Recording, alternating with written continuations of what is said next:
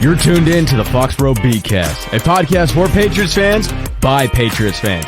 And here are your hosts, is Kaleb McChesney and Ryan Moore.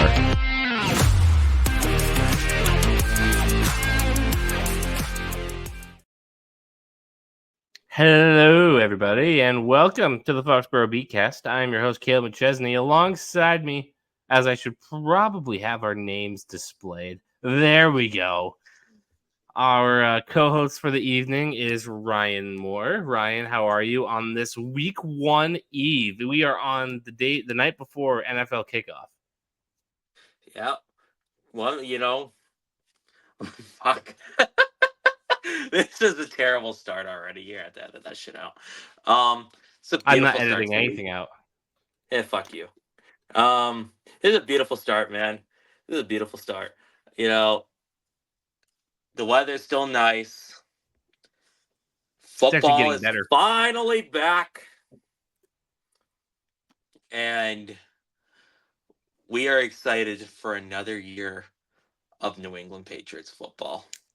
Where are we? Another year 3-14. Obviously, because it's week one, I have the proper attire on. Yeah. Sun's out, guns out, man. Yeah, sun's out, guns out.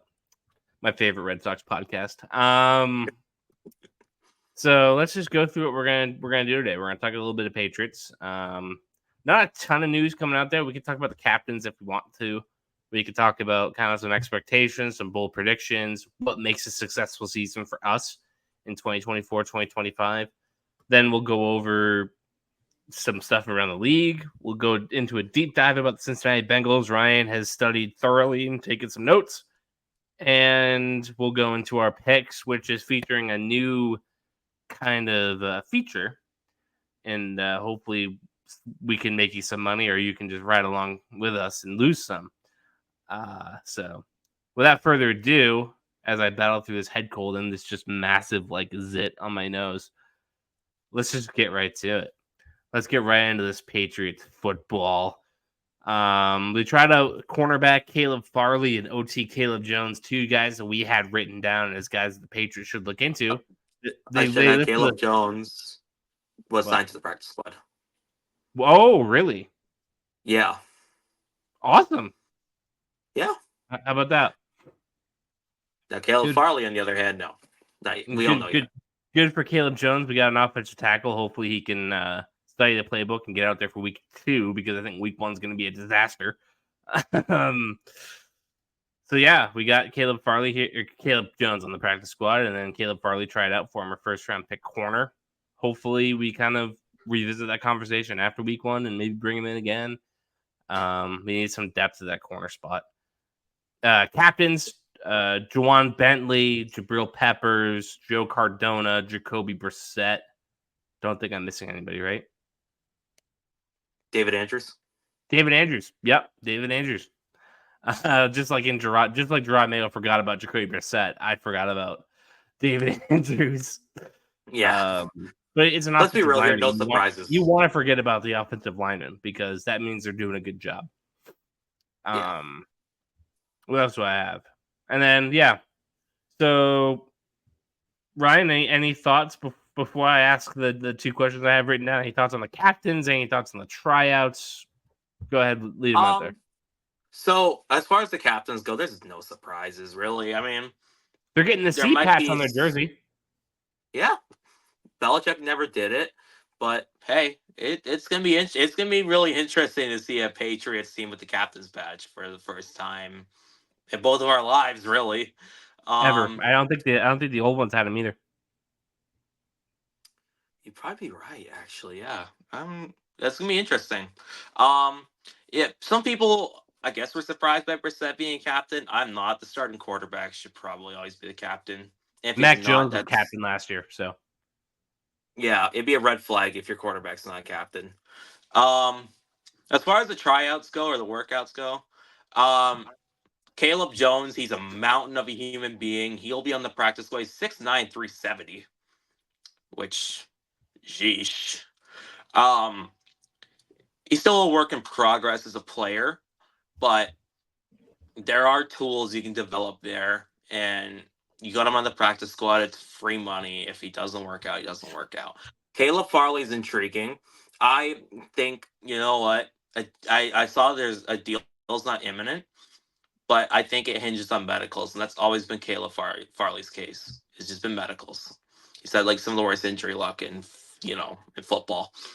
But if the cornerbacks have a poor performance, which the Bengals have receivers for days, it might, it might be a conversation to be had with, Mayo and Wolf and Demarcus Covington. Hey, let's bring this guy in. He's a talented kid. He's only 25 or 26 years old. He's still young. Former blue chip prospect, I should say. Like, it's talent's never been the issue. Caleb Farley's a big body cornerback too. He's like 6'1" on the outside. He could line up across from Gonzo, and those two be really talented to work alongside each other. But like I said, everything hinges on medicals. So if they can't medically clear him, then that's a problem. So yeah, that's what I got. And then as far as the two questions that I have written down, I'll go with the predictions first, bold predictions. Anything about this team that you think that could happen, things that you can kind of count on, what you're looking forward to, like all the table is set pretty much. What dish are you looking forward to most on this Patriots day feast? I mean, the defense is probably the one part of the team I'm looking forward to the most. They're gonna keep them in games, I think. Now, obviously, defenses can't do everything. We saw last year the Patriots defense is still great, and I mean, shit, poor quarterback play sunk the team. Poor kicking sunk the team. But yeah, I'm looking forward to it. Obviously, no Barmore is gonna suck, but they're they're gonna be good defensively, at least. As far as like if you want to talk like bold predictions and stuff like that, I got one. I don't think it's bold. Like I should say, like, you and I disagreed on it when we talked about it just earlier while we're drafting in best ball fantasy. I think Ramondre Stevenson's primed for a big year with a lot of touches. Now, A lot of touches, sure. I just don't think that they're gonna be like he's not gonna be Nick Chubb in his prime. He's not gonna be like Derrick Henry, like I think the team just doesn't they don't have the skills to really help propel him. that's fair. But I do think, the Alex Van Pelt type of scheme, they like those types of running back, like, the Ramondre Stevensons of the world. Yeah, and they like generating touches for their running backs. So I think Stevenson's a good enough and efficient enough runner that I think you'll have a pretty big season. Now, is it going to be something historic or like elite? No. But would it shock you if Ramondre Stevenson was potentially a top 5 fantasy running back at the end of the year when you factor in Yes. all the volumes he'll get? Yes. It would shock you. It wouldn't. It would not shock me. And I'll plant my flag on that right now.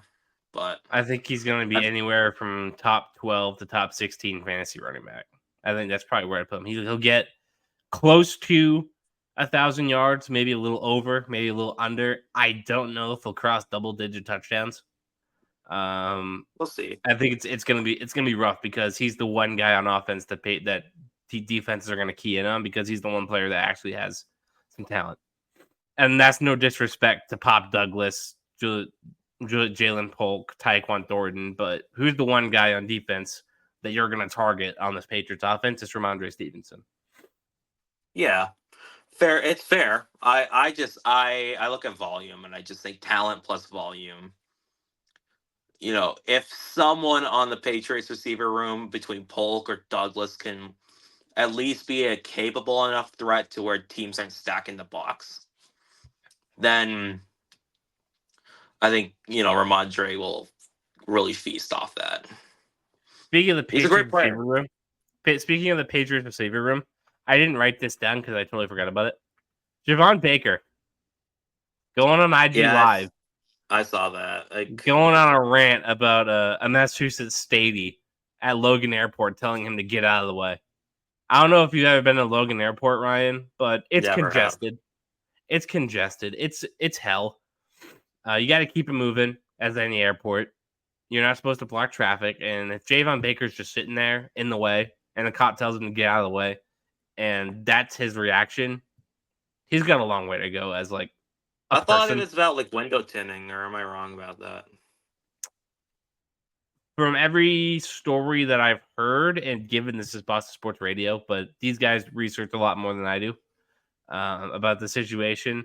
Javon Baker was dropping a friend off at an airport, and a mass statey told him, "Hey, you can't just sit here. You need to keep it moving." And they got into a bit of a shouting match. Oh, yeah. That has always been kind of the concern with Javon Baker. Is like I said, I heard he's a that wild horse. 25 teams took him off of the draft board for stuff like this. Now he's only 22 years old. He's immature. I mean, listen. I'm 23 and I've done stupid things. I've never gone to a shouting match, though. I've never gotten into legal trouble or any of that shit. But I look at it as a sign of, the Patriots need to discipline him. They did. I would sit him week 1. Well, Mayo said he did. You sit him week 1. You tell him, Javon, you can't. We're in the NFL now. This isn't college. Your college coaches will let you get away with whatever the fuck you want because Saban did. That's why he transferred. In college. Yeah, well, he transferred from Alabama too because they had like a billion receivers ahead of him. But yeah, he needs to just keep the off-field shit to a minimum. If you can't, then you're gone. And this is a player I'm super high on. I love Javon Baker. You and I both know that. I've been a Javon Baker guy, but you can't be a jackass. Between this and the drops in preseason and camp, can't have it. Your leash is going to be short. 4th round picks and 3rd round picks get cut after a couple of years, man. After a year or two, keep acting like an idiot. It will sink you. I mean, look at Jack Jones. Yeah, not quite as stupid as what Jack Jones did, but yeah. But the point remains of don't act like an idiot. Anyway, yeah, just dumb. Just behave yourself, man. Folks, if I get teary-eyed and my face is twitchy, it's because I feel like I have to sneeze and it's not coming. So I'm battling. I'm going through hell here. Okay, this is the Michael Jordan. Keep it moving for Kaleb. This is the Michael Jordan flu game. This is the Tyler Reddick flu race. If you saw that on Sunday night, yeah, this is brutal. Nothing is worse than a sneeze that's not coming. Sucks. Nothing's worse. Do you have your bold predictions? Bold predictions.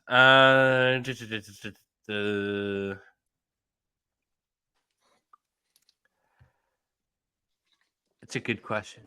Kevin Harris sees legitimate action at some point this year. He will be on the main roster and a main focal point of the roster at some point down the line. I think Antonio Gibson's just he's not the number 2 back to Harris to Stevenson, and neither is Hasty. So yeah, Ramondre, I think he's going to get hit a lot. It's going to be a lot of wear and tear, and you need somebody who can legitimately take that stress off. I think Kevin Harris is that guy. I don't agree with that. I think the defense is still going to be a top half of the league defense. I think the Patriots could seriously just back their ass into 5 to 6 wins this year, simply because the offense isn't going to turn the ball over as much as the 2023 Patriots offense did. Now, that doesn't mean they're going to be better as an offense, but the floor raises a little bit when you're not just consistently giving the opponent a great field position, giving the pick sixes left and right. So Yeah. I think the defense Yeah, is no. going to look a lot better because of it. And I Yeah. think Drake I can see May is going to play some serious football. I think that going into late November, early December, when the Patriots are mathematically eliminated from playoff contention, they're going to see what he's got. So those are kind of Yeah, my no, I predictions. see that. I mean, like the Chiefs gave Mahomes in his rookie year a start at the end of the year. I Correct, think in Drake May playoff will get spot. multiple, but I number mean, 3 yeah, pick, but like like he's we got have to lower, see action. we'll have lower stakes than like what the Kansas City Chiefs had in Mahomes' rookie year. It's true. Yeah, I mean, if we want to talk another kind of bold take, I could Yeah. see Jalen Polk. I don't know about rookie of the year. That's a little too lofty, but if you told me Jalen Polk ascended into like legitimate like wide receiver 2, wide receiver 1 conversations, at least you people regard him as like a player of that kind of caliber, even after his rookie year, would it surprise you? I don't think that it's unreasonable to not to expect to maybe predict that he'll lead the team in receiving this year. I Yeah, don't like think that's unreasonable. I could see like I don't know, like 65, 70 catches. I don't know, like 800, 900 something yards. Like I think 1,000 for any receiver on this team would be like a shock. But yeah. anywhere between 850 and 900 between Douglas and Polk shouldn't be that hard to obtain. If Bourne was active week 1 and ready to go, I think that's like the guy who should lead the team in receiving because I think he's pretty good. But obviously, he won't be available for at least the first 4 weeks of the year. Yeah, unfortunately. How about Hunter Henry? Will he lead the team in touchdowns? Wouldn't surprise me. I Nope. mean, I can honestly see him cracking double digits. Would it be that crazy? No. And it would be like the most like, hilarious season ever. He has like 40 catches and 10 of them are touchdowns. Seriously, yeah, red zone threat. Yeah. All right, so let's just ask my big question of the night. What is a successful season to you? So going into this year, 2024, we're not expecting anything big. Like if Patriots were jockeying for a playoff spot, a lot of things went right for us and a lot of things went wrong for everybody else. But there still is a conversation of, well, what is a successful season? What do we want to see at the end of the year where we're, saying, okay, 2024, that was a good year, all things considered. So when you make your answer here, stay within the realm of reality. The Patriots are not going to the playoffs. They're not winning a Super Bowl. No. But what do you kind of look at down the road a little bit and be like, yeah, this is what it would take for me to sit here and say this was a successful year? A successful season for me is young players taking a step forward while the team maintains competitiveness. And You so want to go in they're depth in for the that a stage little of bit? the rebuild. Was it? I said you want to elaborate a little bit. Okay. So they're in the stage of a rebuild where, okay, you've hit your low. At least, hopefully, that's the low. If anything goes further down below that, then holy shit, there needs to be, a lot more changes to the organization. But as of right now, they're on the path back upwards. And the path back upwards means all the opportunities that a lot of these young players are going to get, they're going to get enhanced playing time. It's a bad football team. I want to see guys that have either blue chip level talent or talent that indicates you're a future NFL starter. I want to see these guys continue to grow and develop confidence and plant their flags with the Patriots. And so that means obviously we won't see, I don't think we're going to see a whole lot of May until maybe later on, unless, knock on wood, Jacoby Brissett gets hurt. But it means guys that like you allude to, like a Kevin Harris, comes back onto the roster and thrives.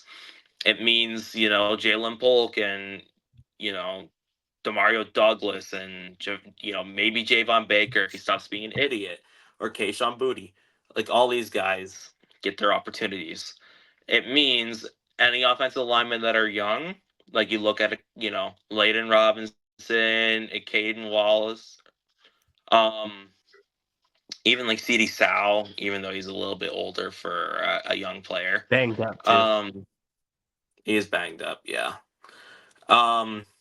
Any of those guys, if you look at the defensive line, I look at this is a big opportunity for someone like a Jeremiah Farms. He's only 27, still young enough to, cast a role in the league. You look at Keon White, you look at, O'Shane Zimenez, you look at Josh Uche, you look at Anthony Jennings, you look at all these guys and say, hey, you guys can plant your flag. And for someone like Uche as well, it's kind of a contract year again for him. So, could have a big year. In the secondary, you look at like Christian Gonzalez. You look at someone like an Alex Austin. Maybe we bring in a Caleb Farley. We'll see. That would be exciting. As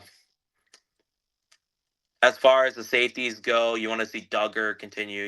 He's still young enough to be a part of the core. Marte Mapu would definitely be a guy that I would like to see get out there in the field. Isn't he banged up too? He is, yeah. What's his situation? But yeah, it's about planting your flag and establishing who you are as a New England Patriot and who you are as an NFL player. And that's what this season should be about. And it's Mapu was put on IR last week. Yeah, so he'll be back in probably 4 or 5 weeks or something. So yeah, it's about establishing your role in the NFL. And I think a successful season is that the majority of the guys, if not all of them, are guys we look at as building blocks to the future because of their performances this season. I think that all I want is you got to be competitive. Number one, you don't get blown out as much as you did last year. You don't go into games being like, all right, we lost. We're losing this one. Oh, we're losing that one. It's easy. It's easy to go down the schedule right now and be like, yeah, nope, don't got it there. Nope, nothing. But it's week one. I think we go out against Cincinnati and play a competitive game. That changes a little bit. And we could say, maybe we can hang with Seattle. Maybe we can hang with the Jets. Maybe we can hang with Tennessee, Indianapolis, Jacksonville. Maybe we can squeak out a couple of wins here and be an upset, be a player. I think you want to be competitive, number one. And then number two, get me excited for next year.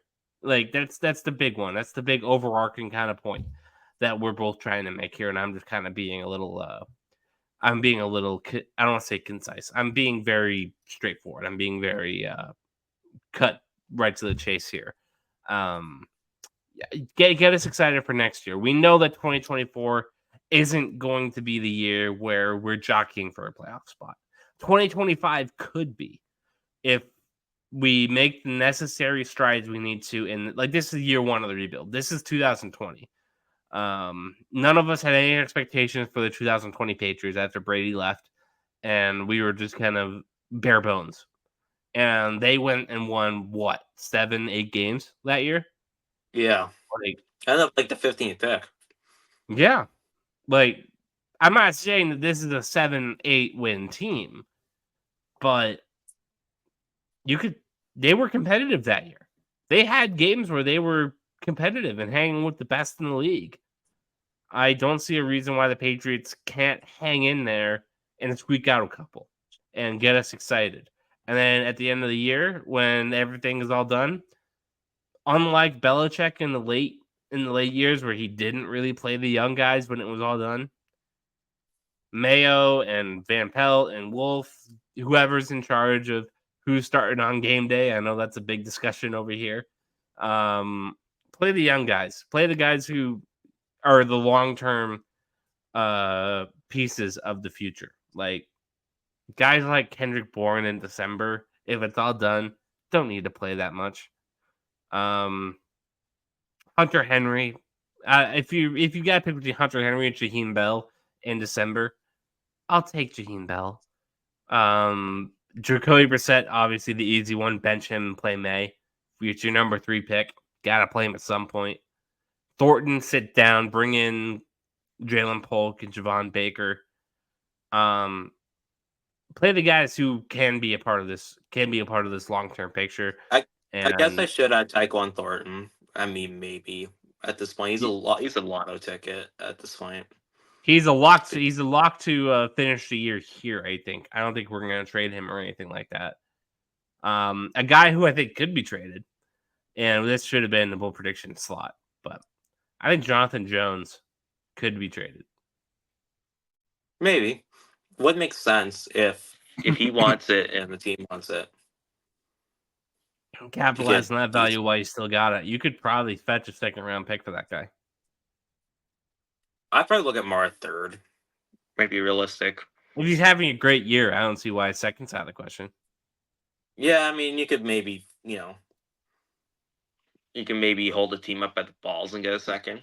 Like, if the Lions' corner room isn't exactly better, like it's got to be a late 2nd anyway. So it's a late 2nd, early 3rd. So we're really just cutting hairs there. Yeah. Why not? Why not? He's not. Yeah. I don't think he's a long-term piece either. He's getting up there. He's been in the league for a long time. 30, a lot of injuries. 31, I think. Yeah, and probably not a long-term piece. So there's that. I think a successful year really is just getting us excited for next year. Set the pieces now for what will be, or what should be, a really competitive jockeying for playoff position 2025. In best case scenario, anyway. We have a long way to go before that. So there you go. Those are your big Patriots topics. Now, Ryan, you said that you wanted to go in, do a little deep dive on the Cincinnati Bengals, get us prepared for what's coming, or where we're going. I'm going to do this every week. The Patriots are on the plane to head to Cincinnati in the next couple of days. You want to do this every week, so let's just start week 1. Cincinnati, what do you got? All right. So we know at this point with the Bengals, at least their offensive identity, it's the Joe Burrow show. He's going to stand back in the pocket. He's going to mostly operate out of shotguns, so you're going to have to, really definitely get some pressure on him there. He kills blitzes, so I would expect the Patriots to probably look to win via 4-man fronts and stuff like that. Instead of, sending the house every single time or whatever, like Belichick and, Flores used to just love, like, spammy blitzes because, quarterbacks can't beat that shit. A lot of quarterbacks, fold. Burrow's not one of them. Burrow's kind of cut from the high, the elite IQ quarterback crowd of, like, these, like, cerebral pocket passers that just, they slice you, man. They're not fazed by your blitzes. If anything, they get more calm because they know a matchup's going to get open. You got to watch for that. As far as things go with their running backs, Zach Moss and Chase Brown, that's a pretty solid tandem. I personally think Chase Brown's the better player than Zach Moss, but they gave Zach Moss more money, so I would expect more Zach Moss. But Chase Brown's a fast running back, and he's a relatively big body, too, that can catch the ball. So he might be a pain in the ass to deal with. Probably break off a couple chunks. Wouldn't shock me. As far as the receivers go, I would say Jamar Chase, if he plays, and he did practice today as we were, like he actually like suited up and went out and practiced? Yep, he suited up. Boy. Damn it. Yeah. Not great. Not great news. That is going to be quite the test for Christian Gonzalez. Because I think Christian Gonzalez, profile-wise, matches up really well with Jamar Chase. But it's going to be a duel. And then you look at T. Higgins. I think, honestly, Alex Austin as hard of a role as it is for him, is probably our best bet against T. Higgins. That are lining up, it has to be a big body because T. Higgins is 6'4", man. 6'4", 215 as a receiver. Bro Piper And he do anything monsters about guys. it. I fear T. Higgins more because I have more confidence in Gonzo to do Gonzo things against Jamar Chase than I do about any of our other cornerbacks against T. Higgins. Seriously. Is Caleb probably a big guy? Farley's like 6 foot. Yeah. Yeah. So you just need at this point, you just need the scrappiest corner we got. Just being a pest. Yeah. Maybe it's Jonathan Jones. Problem is though, Jonathan Jones is 5'9". I know. It's But who's the 6'4" next T. tallest Higgins. guy? It's gonna it's gonna suck. I'm not looking forward to playing against T. Higgins. Jamar Chase is obviously the better football player, but like I said, Gonzo can erase him. As far as their other Maybe a receivers, double cover T. Higgins. maybe yeah. Kind of Andre Iosivas is Yeah. Iosivas, yeah, Iosavas or Sivas. I kind of forgot how to say his last name. He's He's another taking on kind of that big Tyler body. Boyd role. Yep. Yeah, he's another kind of big body. He's a more athletic type of receiver than Tyler Boyd, but he's a similar type of big slot. Gonna be a bit of a pain in the ass to cover as well. Bengals, man, they got the one thing they really got in their receiving room is size, and they got athletes to compensate for the size too. It's gonna be a tough match for the corners. As far as the tight ends go, old pal Mike Gesicki is their starter. I think we all know by now about Mike Gesicki after he played for us for a year and played Another in the wide AFC receiver, East. tight end hybrid. Yeah, the one thing about Gesicki though is that man cannot move horizontally. He's a pure vertical threat. So if you can kind of stick him and force him to move a little horizontally, make him have to cut a little more in his routes and stuff like that, you can maybe clamp him. Our safety, I will give our safeties the matchup advantage there. As far as their O-line in Cincy, I mean, they've been desperately trying to improve it, and I like the Amarius Mims pick, but this is a guy with only a handful of starts in college. He's a raw, he's a ball of clay, man. As far as tackles go, really fucking good. His tape at Georgia was really good, but you look at guys like him, Trent Brown. I believe Orlando Brown's still there. If not, I mean, it might be Amarius Mims. Old pal Trent Brown. I think we all know the Trent Brown story by now. If he's motivated, when that's a top 10 tackle for him. Yeah, when he's engaged, he's amazing. When he's not, get him off the field. Hopefully he's not engaged, but They got Ted Karras at center too. Yep, Teddy K, solid player, always been solid. Their guards are where I think you can, If only Barmore is here, man. Yeah, if Barmore is here, I would be saying, yeah, you can definitely get some pressure on Burrow with those 4-man fronts. Which means they might have to blitz because Barmore's out. Which, if we have to blitz against Burrow, that's not good. Burrow's the best, probably the best quarterback in the league against the blitz, at least statistically. He's up there. As far as the Bengals defense goes, I mean, Trey Hendrickson's a fireball off the edge, man. I'm not looking forward to having to block against him. And their defensive line in 2022, because 2023 Burrow didn't play a ton.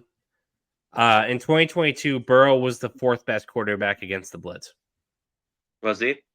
Yeah. Okay. The top 4 were Mahomes, Herbert, and Brady, and Cousins. Not shocking. Cousins was under fire basically that entire 2022, and he was amazing. Yeah. So he's one of the best quarterbacks in the league against the blitz. So that's not going to be good. That's going to be tough. Their defensive line, I believe, if you want to pull it up for me, I think they signed Sheldon Rankins to replace DJ Reader. I just had the depth chart up and then I closed it to go into PFF to research. Yeah, Sheldon Rankins, Sam Hubbard, Trey Hendrickson. Yeah, Sam Hubbard. You're That's in another for a player I fight. forgot about. So It's Hubbard gonna be and bad. Hendrickson. That's not fun. Sheldon Rankins, another good interior rusher. BJ Hill, not bad. Not a bad guy. Yeah, that's a good D line. Their linebackers, Logan Wilson, Jermaine Pratt, pretty solid. Corners, I believe they have Cam Taylor Britt, who is a pretty good man coverage corner. DJ Taylor, pretty solid corner. And who was I thinking of? They had a cornerback last year that was really maligned. Was it a Awuzie? It might have been a Awuzie. Can you see if Awuzie is still there? Corner? Yeah. Chidobe Awuzie. Yeah, Dax Hill over there. You got Cam. Their corners aren't great. Corners aren't great. Cam Taylor Britt, Dax Hill, DJ Turner the second, Josh Newton, Dijon Anthony, DJ Ivy, who's going to be out. Yeah, it's not a great secondary. Yeah. What I will say about their corners, and I was listening to season previews about every team in the league. The Bengals under Lou Anarumo love man coverage. They love islanding their cornerbacks. So I would imagine Lou is going to put up his corners against the Patriots receivers and say, come beat us. Come on, do it. Come on. No balls. No balls. Come on, Jalen Polk. Smell like bitch in here, you know. Come on, DeMario. What are you going to do about it? You know. They're gonna come and they're gonna stick them at the line and say, come beat us. And so this will be an interesting matchup because the Bengals corners are nothing like. I like Cam Taylor Britt a lot. I think he's going to cause some problems.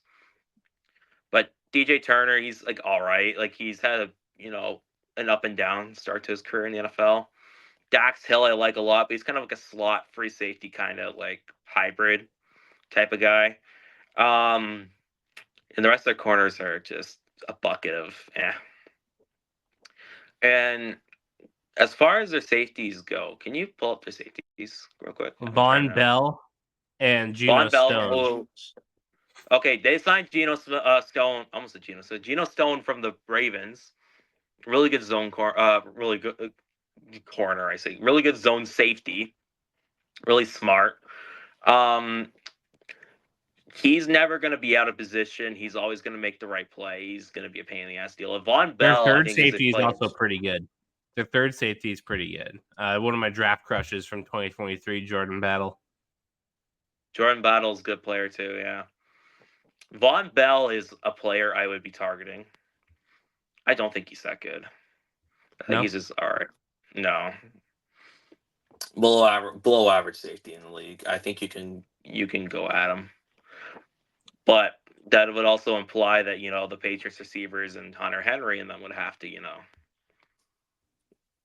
do their jobs and actually make more plays than we expect them to make. Von Bell was ranked as the 69th safety on PFF. Not good. Not great. He was above Eric Murray and Justin Simmons, below Dalen Levitt and Trenton Thompson. But I should probably upgrade the coverage snaps. All right, here we go. Good.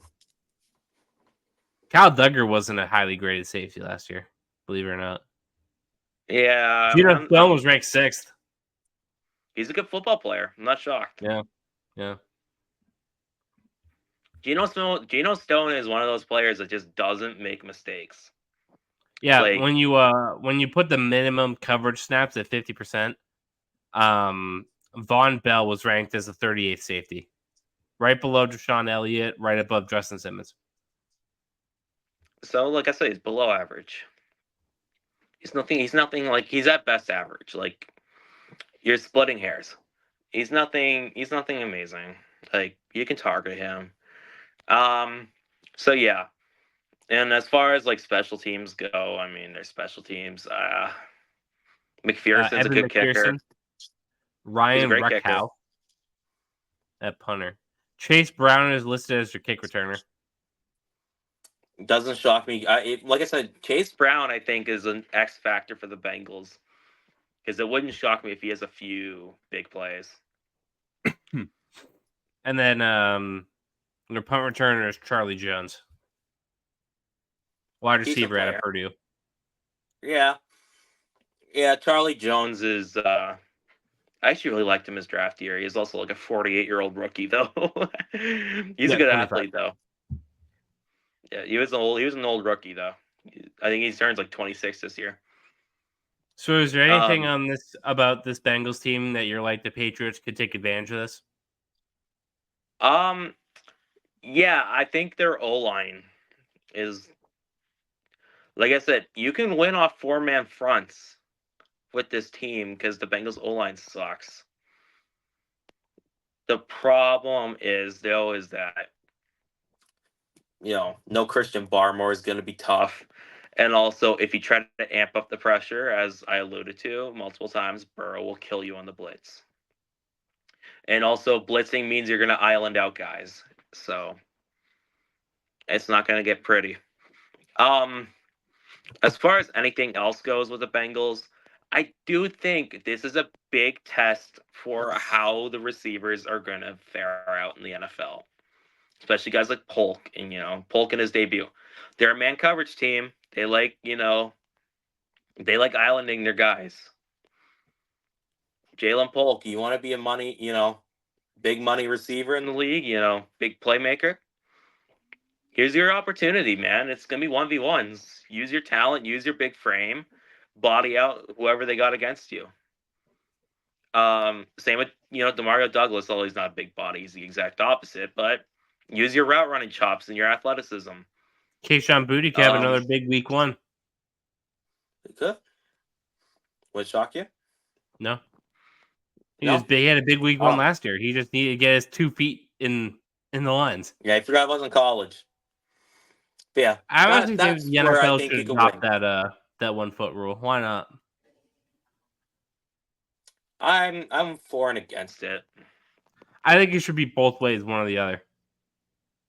Yeah, like college. Either college adopts the 2 foot, or we adopt the 1 foot. I'd rather 2 foot for college. Okay. It would teach players to be more pro ready. All right, so we're gonna save the big preview for our last pick in the pick'em that we have set up. So let's just go around some NFL stories. Jamar Chase, kind of non-committal on practice this week. But practice today. Didn't practice the rest of the week. Do you think he'll play week 1? Yes. I don't think he's gonna miss game checks. And I think he'll have a contract signed by Friday or Saturday. Think so? I think so. If he's out there practicing, what do you think the figure's going to be? Highest paid receiver? 30. I think 36 million will be his. Let me see. A year. Let's see what the highest wide receiver is. It Ayuk yet? Does he have the highest contract? No, I think CD got it. Contract average for wide receiver. Justin Jefferson at 35 is the number. Okay. I think he gets 30. He got 34. AJ's got 32. Amon-Ra got 30. Ayuk got 30. Tyreek got 30. Waddle got 28. I think it's 36 gets it done. Or 35.5. Something like, just a little bit over JJ. Over Jetta's, his college teammate, a little bragging rights type of shit. So yeah, I think Chase plays and he gets signed. Any thoughts on the Ricky Pearsall situation out in San Francisco? Obviously, thank God he's still alive after getting robbed and shot at in San Francisco. Sports world didn't need 2 tragedies in a week, so I'm glad he's okay. It looks like he'll be all right. I think he got put on the NFI list so he'll be out for 4 weeks, I think. His mom did say like he literally had a miracle because it missed a lot of vital organs. No, right? He's not off. You get shot in the chest and just like you're okay. Yeah, Like that's bad. I'm genuinely glad he's okay, and I'm glad just like with Brian Robinson, really scary situation. I'm glad they're okay. I'm really glad they're okay. And then this influenced Trent Williams to put an end to his contract dispute. He goes ahead and re-signs with San Francisco. I don't think we got the actual figures yet, but it seems to be that they're finalizing a deal. He was back at practice today, so that's huge for the Niners. Yeah, not shocked. I mean, he's too important for the team anyway. For to miss games for the Niners. So of course they're gonna get that done. It doesn't surprise me. That was the first contract I think they needed to get done. And then Ayuk goes and gets his deal done. Takes significantly less money to stay in San Francisco than come to New England. I know people bitch about, what was the guarantee number? What was the guarantee number that New England offered? But we offered him $4 to $5 million more than the Niners, and he didn't want to come here. Whatever. So, I think he didn't want to go to Cleveland either. I think that's a good sign that the Patriots were willing to throw big money at a receiver like that because, Bill Belichick would have never done that. So hey, listen. You just got to land one of these guys eventually. There's a receiver we're playing that on Sunday that is slated to hit the free agent market. Yeah, Jamar Chase hasn't signed his deal yet. Yeah, Jamar Chase in New England? No, he's going to be a Bengal. But T. Higgins. Why not? Just floating that out there. Why not? Drake May's to a T. Why not? Why not? We'll pay a T. The Denver Broncos, they go ahead and they extend superstar cornerback Pat Surtain II, 4 years, $96 million. And it's not good. Honestly, that's really good value for Patrick Surtain, man. The cornerback market is kind of lagging behind, it needs to surge a little bit more because, man, the way receivers are getting paid, you're going to need, these top guys are going to be like, no, you want me so bad? I'm so important because the cornerback importance is growing and growing and growing. Still. How much do you think the top cornerback is making in football right now per year? I think it's isn't it like 18 or 19 million, I think? 24. Is it 24? The top four are right above 20. Denzel Ward's making 20.1. AJ Terrell's making 20.2. Jair is making 21. And Pat Surtain's making 24. Okay. Makes sense. Meanwhile, wide receivers are making 30 plus. Yeah. Corners are going to get their $30 million a year deals. It's bound to happen. Maybe Gonzo. And this is just like average pay. The top running back is Christian McCaffrey at 19. Not surprising. McCaffrey's probably one of the few running backs I would actually gladly shell that money out to. The secondary as a whole, contract average isn't high. Pat Surtain has the biggest contract for a corner and a safety. The biggest contract for a safety is Antoine Winfield Jr. at 21 and a quarter. Not surprised. He's a good player. And then the next top safety is Derwin James at 19. Elite when healthy. That's below Trayvon Diggs, Marlon Humphrey, Marshawn Lattimore. Yeah, I mean, elite safety can really be a game breaker for your team. Especially guys like Antoine Winfield and Derwin James, they're just flying around everywhere. D linemen are making more than the top. Let's see. The top 18 to 20 D tackles and D linemen are making more money than the top corner. Can you believe that? In a sense, no. I can. Yeah. Don't make no sense. I can. And then obviously Mike McDaniel extended by the Dolphins. I love Mike McDaniel as a coach.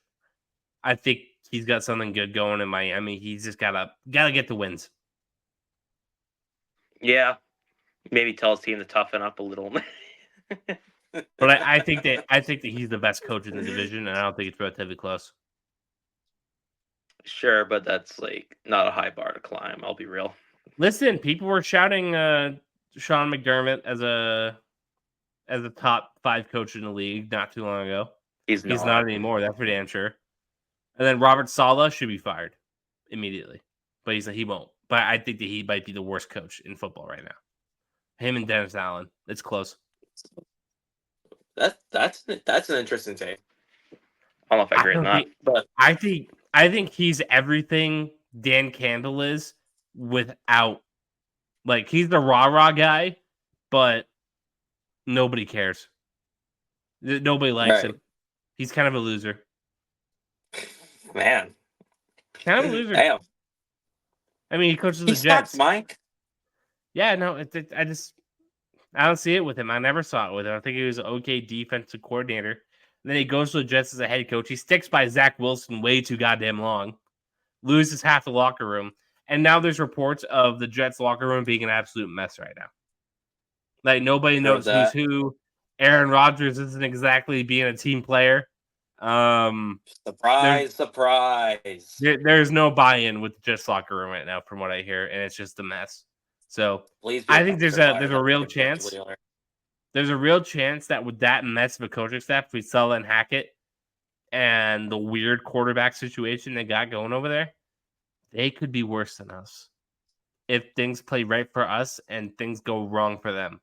And for the Jets, things usually go wrong. So, anything else league-wide you want to touch? No, I think we covered everything that's necessary, at least for now. Week 1. What's up? Let's get into our pick'em. Our weekly segment is back. We go through each game, give our pick, give a little bit of a reason why, and I introduce the betting lines and the spread because it makes football more fun. I wrote down the spread. We can get your numbers on DraftKings like we did. The injury reports aren't out yet, so things are subject to change. Week 1 starting tomorrow. So let's just get right to it, Ryan. Give me your pick, and I'll give you the line and tell me if you're taking the points or just give me KC both ways or go KC, but I'll take the points with Baltimore. Okay? So that's kind of like the way we're going. Yeah. I know just spreads. Yeah, we should be good. All right. Thursday night football. The banner drop. Kansas City Chief Patrick Mahomes, Andy Reid. They are hosting Baltimore Ravens. Lamar Jackson, MVP, John Harbaugh. Or is it Jim? It's John, right? John in Baltimore. Yeah. Zay Flowers, Boston College. KC -3 is the line right now. I'm taking KC and I'm taking the points. All right. I'm going with the Baltimore Ravens altogether. Yeah, obviously. If you're picking the underdog, then you don't need to. Yeah. Yeah, I just think, you know what? Well, I think Kansas City kind of starts off a little bit slow every year. They're kind of like, they do remind me a little like the Patriots now, like days where it's like obviously the success, but like the Patriots to start the year, they'll iron out some warts and they might drop a game or two that they should have had, and then by week 10 it's just like, holy shit, the Patriots are fucking, they have 2 losses on the year and they came in, the first couple of weeks or whatever. I think Kansas City, I don't think fat and happy is the word, but they'll be, I think Baltimore will have a little bit more of a chip on their shoulder, especially after how they lost to Kansas City. And then they'll beat them. Baltimore, regular season Warriors. Kansas City, Warriors when it matters. So that's how I feel about it. Week 2 in Brazil. The greenest teams where green isn't exactly appreciated by the rabid soccer fans. Down in Brazil, the Green Bay Packers are taking on the Philadelphia Eagles. The line is the Eagles -2. I'm taking Green Bay both ways. I think I am as well. I think that Green Bay's got a team. I don't believe in Nick Sirianni at all. As much as I think the Packers are real high on themselves, kind of, drinking the Kool-Aid a little bit, I have more faith in them getting the job done more than the Eagles. I'm with you on that. Although I'm not really with you on the Packers, being a little too high on themselves because I am high on the Packers myself. You can be high on the Packers and agree that they kind of need to get smacked They in the do need to mouth prove before it. they take their Yeah. something. I do agree with that. All right. The Pittsburgh Steelers, Russell Wilson, Mike Tomlin, George Pickens, Najee Harris. They're heading down to the new look Atlanta Falcons with Kirk Cousins and Raheem Morris. The Falcons are -3.5. I'm taking Atlanta both ways. I'm taking Atlanta. I think Pittsburgh will make it an uglier game than it should be, but Atlanta will they have more talent than Pittsburgh and will squeak it out.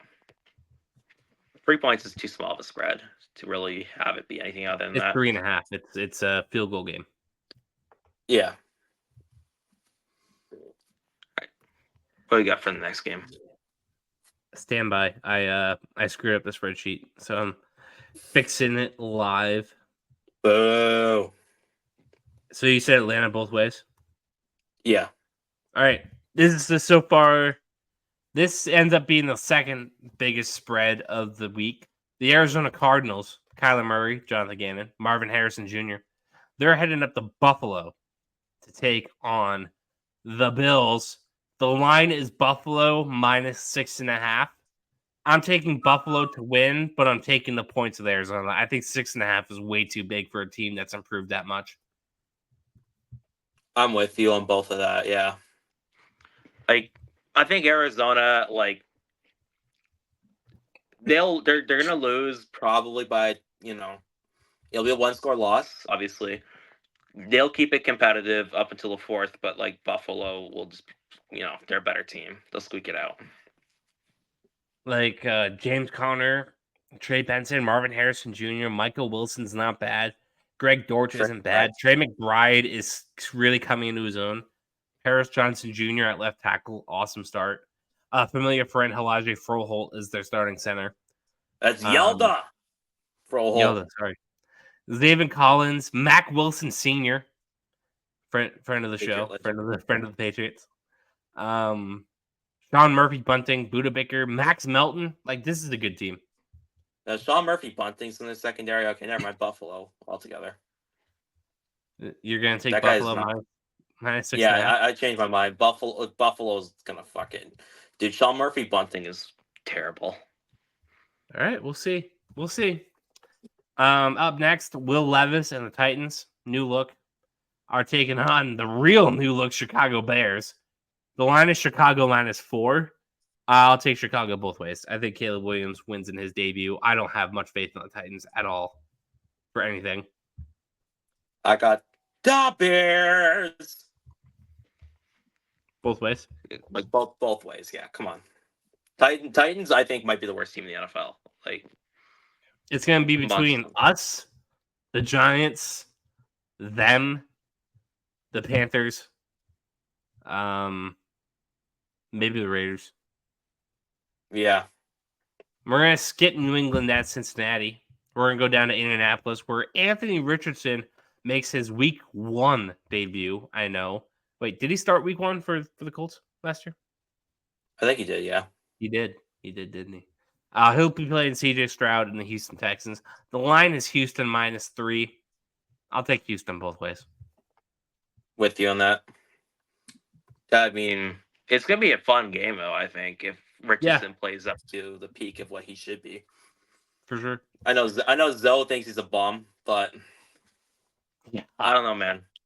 Dude, I listen to Zoe talk about Anthony Richardson. I'm like, are we sure he's not talking about Joe Milton? I know, it's hilarious. All due respect. And for what it's worth, I don't endorse what Zoe has to say about. I love you, Zoe, but I don't endorse what he had to say about Anthony Richardson. I don't endorse what he said, but I do endorse Zoe as a human being. Yeah, I am with you on that. I love you, Zoe. I need to meet up with you, man. Big Zoe deserves all the love in the world, truly. Up next, Miami takes on Jacksonville. Miami is the favorite at 3.5. I'll take Miami both ways. Yeah, I think they're just a much better football program. I don't like the Jaguars. They're the weirdest team in the league for me. I don't know about them yet. Not gonna hedge your And I bets probably and won't. take the 3.5. No, I'm taking it both ways. Up next, maybe the ugliest game on the docket. The New Orleans Saints host the Carolina Panthers. The Saints are 4-point favorites. I think I'll split the baby here. I'll take the Saints outright, and then I'll take the points with Carolina. I'm unhinged 4 enough to kind of say seems like a big spread. I think Panthers both ways. Panthers both ways. I actually like Dave Canales and I like Bryce Young. So I think Their roster sucks, but I said this in the season previews. I think they're gonna have puncher's chances. They're gonna take some games that they probably shouldn't take. But they're still bad. They're really bad. I think they're gonna take this one. Up next, the Giants, Daniel Jones, Brian Daboll. They take on Sam Darnold and the Minnesota Vikings. The Vikings are 2-point favorites. I'm taking Minnesota both ways. I don't think the Giants have a fighter's chance in hell. I'm with you I on don't know that. why people are talking about this like it's going to be a close game. I think the Vikings are going to smoke them. The only way it's a close game is if Sam Darnold reverts back to old form. Outside of that, no. Is not what he's going to do. We're not going to endorse that on this program. The Giants fucking suck, man. Like, listen, Giants fans, come suffer with us. You took our fucking team this year, us or them? I have a really hard time debating that. I think it's them. I really do. I think genuinely the only thing the Giants have to be excited for is Malik Neighbors and Brian Burns stacking up sacks. It's more than we got. I think our defense is like as an overall unit is definitely more exciting. Like, I don't know about exciting. I think they're better. I don't know if they're exciting. They're better in there. I think they're more exciting. There's more to the Patriots defense than the Giants defense, at least in my opinion. I think offensively it's about even right now. Yeah. Except they have the superstar receiver and we don't. Neighbors is gonna be a stud. But outside Neighbors. We need a guy like that. We do. Yeah. Where do we get one of those? They do. Up next, the Raiders are heading to LA to take on the Chargers. You can assume that this is kind of an away game for the Chargers at home because LA is going to be flooded in Raider gear. The Chargers are 3-point favorites. I'll take the Chargers both ways. I'm with you on that. The Raiders are just, yeah. I think the Chargers suck, but I think the Raiders are way worse. I think the Chargers are going to be another team where I don't love their overall roster, but I think Jim Harbaugh with Justin Herbert in a mean, physical Chargers team are going to take games that they shouldn't take. I can see a good culture being built there. It's going to take a couple of years, but I think they're gonna win some fugly games, man. But with the Raiders fucking suck, man. I think the Chargers are going to pummel them. Up next, another big spread. The Seahawks are 6-point favorites against the Denver Broncos. This is my upset of the week. I'm taking Denver. Okay. I feel pretty good about that. I like what I saw in the preseason. Seattle, Mike McDonald might be great, but it's brand new over there. Defensive coach. I think it's going to be super interesting. I'll take Denver. They kind of had Seattle's number since that Russell Wilson trade. Listen, I'm going to take Seattle to win and Denver to cover. I think Bo Nixon's first career start. Balls to the wall. I think Bo Nixon's first career start will have an admirable performance. He's not going to shit the bed. Sean Payton as too good of a coach, and I think Bo Nix works to Sean Payton's strengths better than Russell Wilson ever could.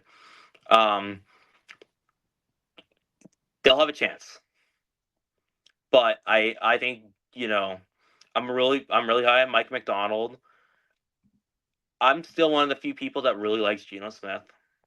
I think Geno's going to have a solid year, and I think the Seahawks top 3 receivers just too much to handle, along with K9 and Charbonnet. Pretty good offense. You got a defensive-minded coach in there too. Should be good. I think they're gonna be a fun team. Honestly, Seahawks are one of those teams I'm higher on than a lot of people are. Up next, the Cleveland Browns host the Dallas Cowboys. Tom Brady's first game as a commentator. Yeah, baby. I'm really just skeptical about the whole thing because the NFL has tied him so together with their restrictions and what he can and can't do. I think Brady has to pick a lane. I think he's either got to be a commentator or he's got to be an owner for this to really work out. I know. I wish you had dropped the Raiders thing. Just stick to commentary, because I think if Brady's allowed to kind of cut loose and be like him, he'll drop a lot of gems, man. Like the stuff he says on like Cowherd, he'll go and the herd or whatever. He'll talk with Stephen A. Smith.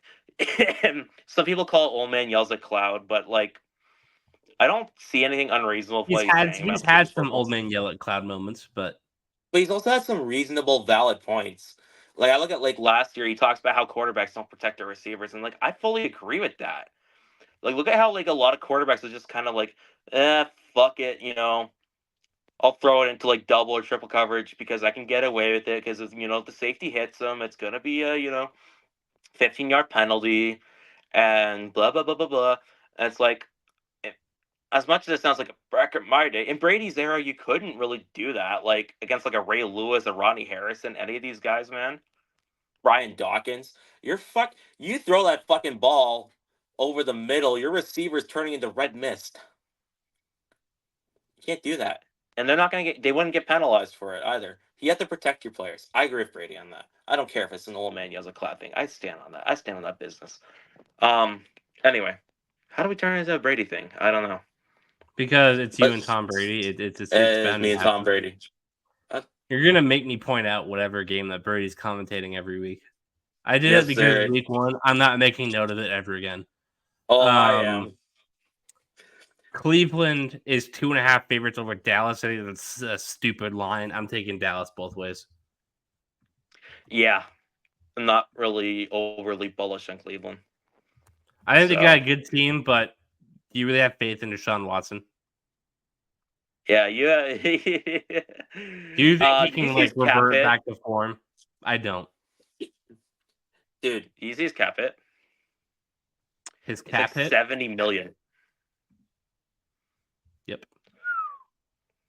Not good. Nope. Not good at all.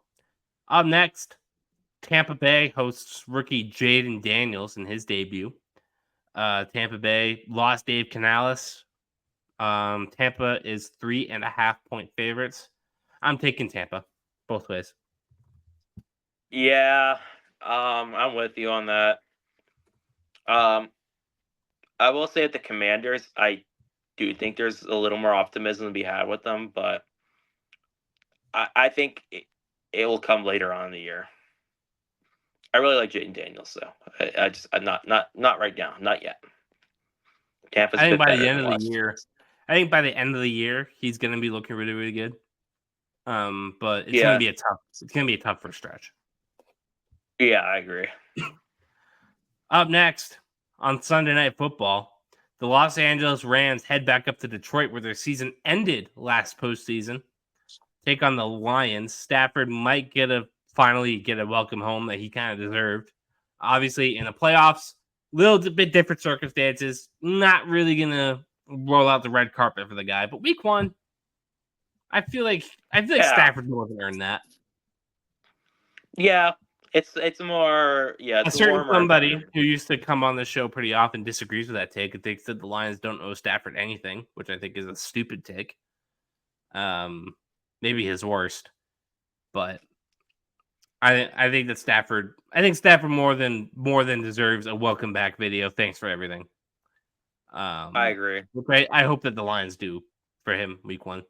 But I think the Rams are gonna hold that playoff loss a little close to the vest. They're gonna feel a little. They're gonna feel a little agitated, and they're gonna go in there and win. I think the Lions are riding a little bit on cloud 9.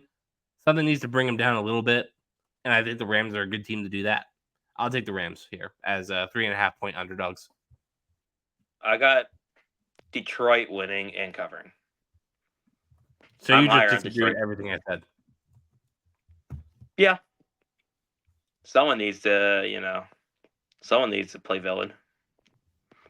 I guess the Lions aren't the villain. Everybody's like, "Oh my god, the Lions! Like, I'm so happy that they're finally good. They're so fun. Dan Campbell is such a fun. Like, this isn't fun. This is childish.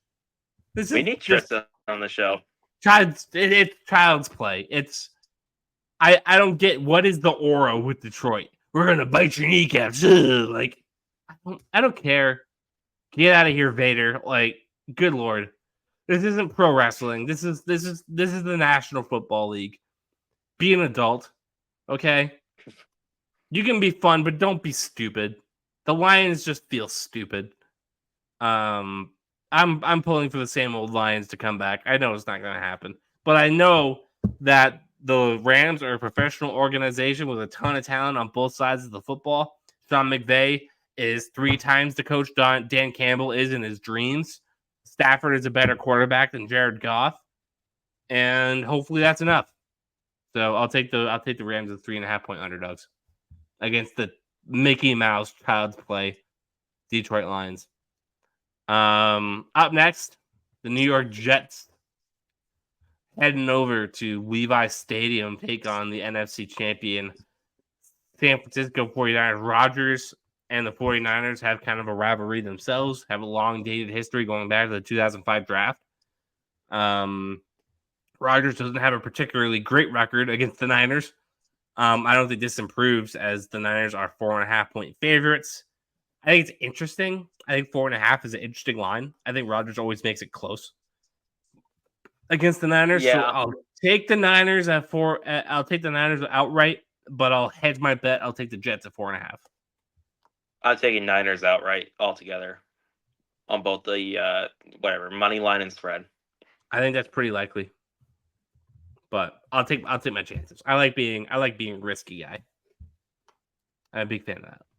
All right, so you have Niners both ways. I have Niners outright, Jets to cover. All right, last game Sunday, Paul Brown Stadium, right? Paycor. I don't care. Was it Paul Brown before? Was it Paul Brown before? It was Paul Brown before. Okay. Just make sure I got that right. Cincinnati. Gerard Mayo eating up the Skyline chili. They're taking on the Cincinnati Bengals. They should have Jamar Chase. I think the line is assuming that. Jacoby Brissett is your starter. Any notes on the Patriots that we missed going into this game? As far as everything we covered, no. Okay. I think we kind of got everything we needed. What do you think the line is? I'm gonna say 7.5 Cincy. Close. 8 Cincy. Holy shit, Cincy are 8 point favorites hosting the Patriots. I'm taking Cincy to win, but I'm taking the points. The Bengals suck in September, and the Patriots are going to cover and make this a close game. Final score, 20-13.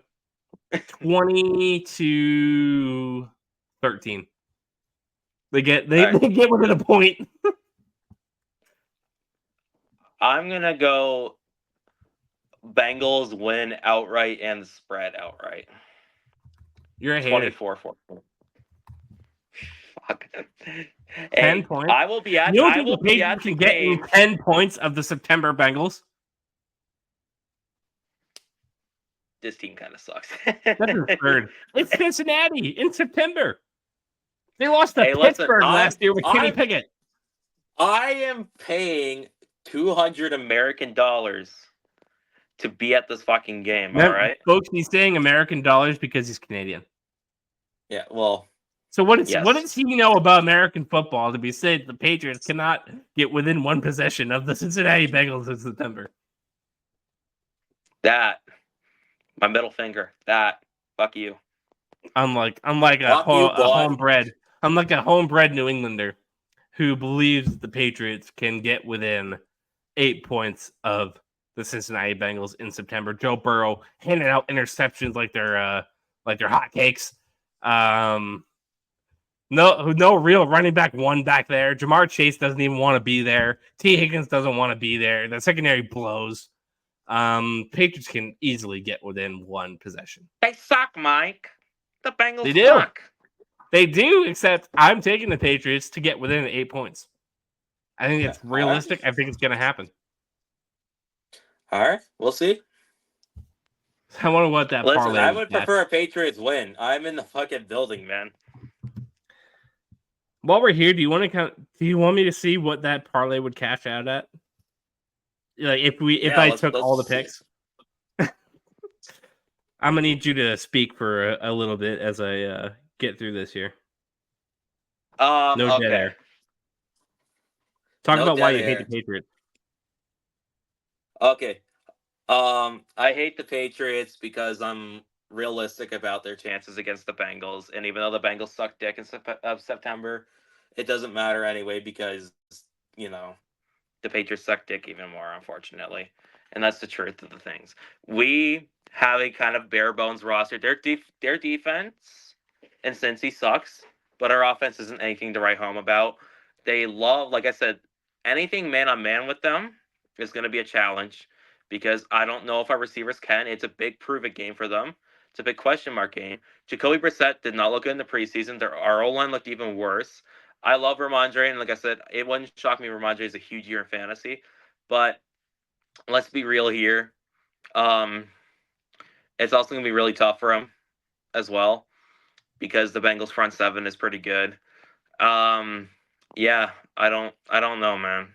If I put I don't know. $10 on my picks as a parlay, I would make $389,000 if it hit. Sheesh.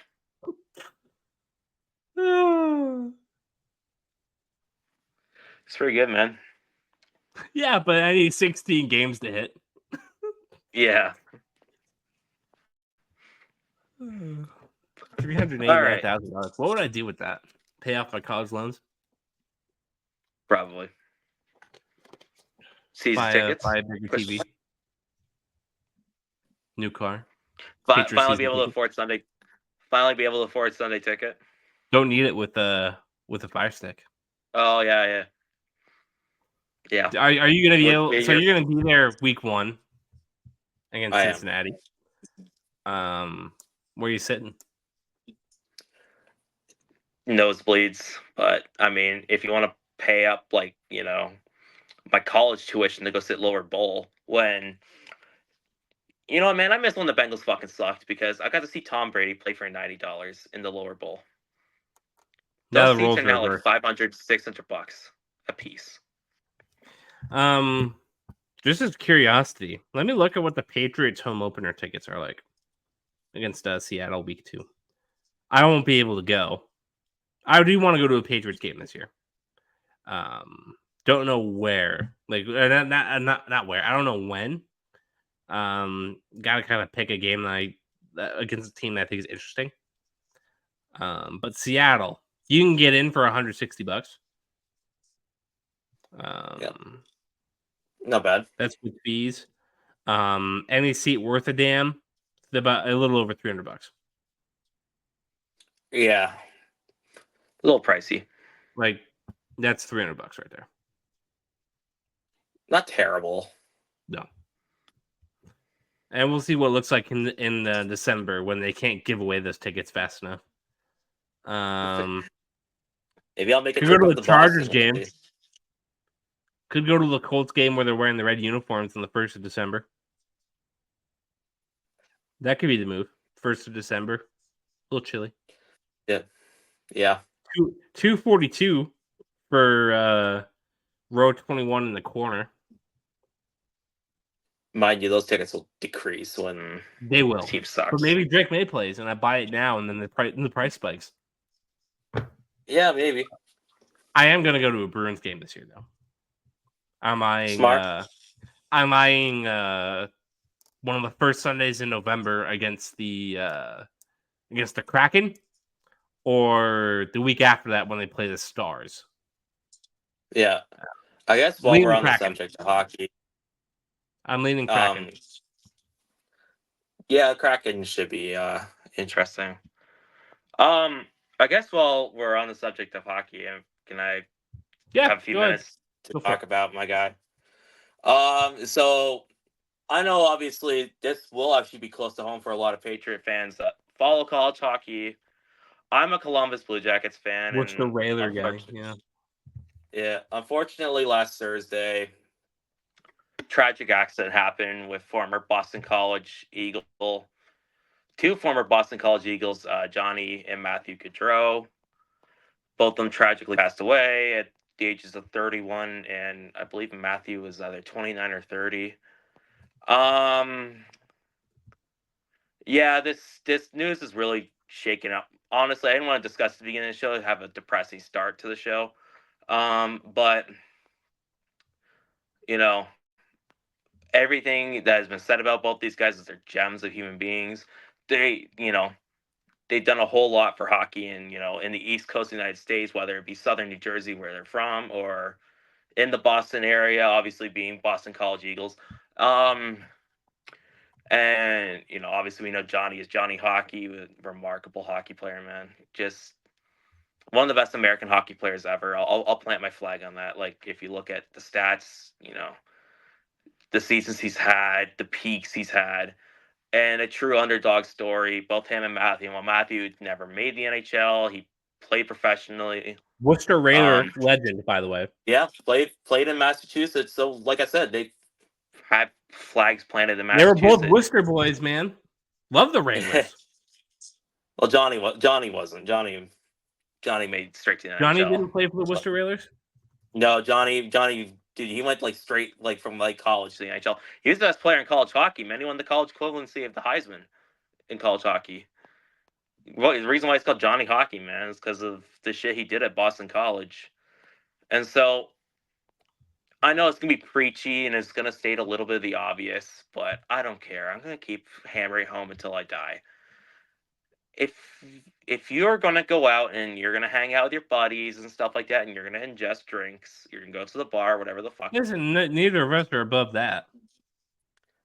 Yeah, like listen, I love my drinks. I was sipping on a beer earlier. Like,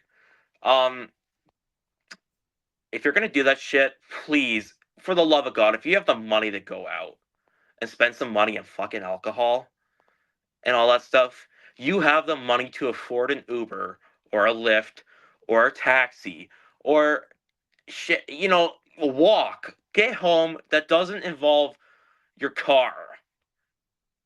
And, knowing that this guy, it's a choice. In 2024, it's a choice. And it's been a choice for some time.